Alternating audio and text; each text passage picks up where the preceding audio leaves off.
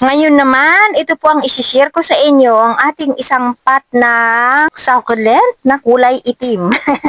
Kulay itim po yan, kaya lang hindi na po masyadong maitim kasi kulang po sa sikat ng araw. Makikita nyo po, masisilip nyo na medyo green na doon. Pero ito po ay kulay black. Pero ito po ay malambot lang po yan, mga kahalaman. Ayan, oh. Nakakatuwa siyang hawakan dahil malambot. Meron tayong vlog nito, mga ilang taon na po na ibinlog ko. Nakalimutan ko na kasi yung pangalan niya. Basta meron siyang Chinese. Meron siyang ganon. So maganda rin po ito mga kahalaman kasi ayan, dumadami siya o nagkakaroon siya ng mga pups dito o nagkakaroon siya ng mga anak dyan sa mga gilid. Meron pa po tayo sa ibang pot niyan.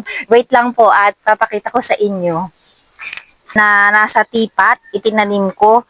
Naghiwalay po ako. Diyan ay sama-sama sila. Tapos naghiwalay naman po ako ng isa para po masubukan natin sa iba't ibang klase ng pot yung ating mga succulent. So ito po mga kahalaman yung isa ko oh. Ayan. Ang ganda niya tingnan mga kahalaman no. Pero malambot lang po siya. Tapos tingnan po ninyo oh, meron siyang dito may umusbong siya dito oh. Hindi ko mahila. Siguro po, ano niya ito, pops. Hindi ko siya mahila, matigas. Ibig sabihin, nakakapit siya. Pero nakakatuwa siya, mga kahalaman, kasi ang lambot niya talaga, oh. O, ganyan lang yung kulay niya. Tapos, nag-green na po dahil sa kulang sa sikat ng araw. Ililipat ko na po sana sa initan. Yung ibon, nakita ko, andito na naman. Kakatapos ko lang magdilig. Andito na naman sila, mga kahalaman. Tumalikod lang ako. Andito na sila kaagad. Dito po, pinagsama-sama ko sa isang pot, ating ganito, para mas maganda siyang tingnan. Tapos yun, naghiwalay ako ng dalawa sa ibang paso. Yung isa po, sobrang liit pa, kaya sa maliit na pot ko rin siya itinanim o sa ceramic. Itinanim ko po siya doon. Ay mga kahalaman, makikita nyo meron tayo Vietnam rose. Yan po yung inilagay ko dyan sa ating pot ng tricolor portulaca o isang piraso lang po yan, makita nyo namulaklak na siya ng tatlo mga kahalaman o itinuso ko lang po dyan isang piraso lang dahil dito po may jealousy din tayo, madalang lang po yan dahil dito lang sa kabilang side yung ating tricolor portulaca. Dito ko na siya sinabit para makita rin po ninyo yung ating Vietnam rose mga kahalaman.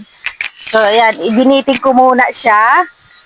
Mapapansin po ninyo yung ating taklobo dito sa baba is kakaunti pa lang po yung mga nakatanim. So, hayaan mo na siya. Pag humaba po yan, ilalago din po itong mga ito. Pag humaba na siya, saka ko na lang po yan ikakat. O kakaunti pa lang yung ating mga jelly seed dito. Kakaiba siya dahil kulay itim siya. Dahil ang ating mga succulent kulay green, nagpipink, nagre-red. So, ito naman po ay itim. So, ganda rin po niya mga kahalaman, no? Nakasabit ito doon sa bandang itaas. Kasama yan ng mga burritos ko doon sa shaded area. Doon ko sila nilalagay. Kasi yung ibon po, nakakainis. Pag dumadapo po sila dyan, tinutuka. Tingnan po ninyo ito. May isa ng damage dito. Oh. Nagkulay, ano na siya. Yan, oh. Oh. Ay, hindi lang pala isa. Yung tatlo na to. Kaya po naiinis ako kasi ang ganda po ng mga succulent tapos sinisira po ng mga ibon, tinutuka nila. Yung may mga parina naman po, natatanggal yung mga parina, may parang gasgas na maliliit dahil maliliit lang po yung mga paa nila. Nagkakadamage po dahil po yun sa tinutuka nila. Ang ganda rin niya kasi kakaiba po siya. Oh. So yan po ang aking share mga kahalaman at maraming po salamat sa inyong panonood. Bye bye po!